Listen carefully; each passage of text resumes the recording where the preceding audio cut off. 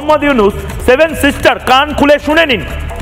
মোহাম্মদ ইউনূস যদি জবাব চায় বাংলা এখন দেখেন, আমি তো বলবো মোহাম্মদ ইউনূস আপনি রিটায়ারমেন্ট নিন, আপনি রিটায়ারমেন্ট নিন, রাত 8টার সময় ভারতীয় সময় জবাব চায় বাংলা দেখুন, তারপরে একটু ভাত খান, ডাল খান, আলু পোস্ত খান, খেয়ে ঘুমিয়ে পড়ুন, তারপরে কাল ফ্রান্সের টিকিট কেটে ফ্রান্সে নিজের অবসর জীবন যাপন করুন। বাংলাদেশ আপনার দ্বারা চালিত হচ্ছে না সঠিক পথে। বাংলাদেশের দায়িত্ব অন্যদের দিন, বাচ্চাগুলোকে দিন, দরকার হলে ভোটটা করান বাংলাদেশ। আমাদের কাছে এটার পেছনে যেতে হবে এবং তার সঙ্গে আবার যোগ করলাম এটা শুধু হৃৎপিণ্ড বাংলাদেশের জন্য না, আশেপাশের দেশগুলোর সঙ্গে সংযুক্ত। যে কারণে নেপালের কথা বললাম, ভুটানের কথা বললাম, সেভেন সিস্টার্সের কথা বললাম, সবার জন্য হৃৎপিণ্ড একটাই,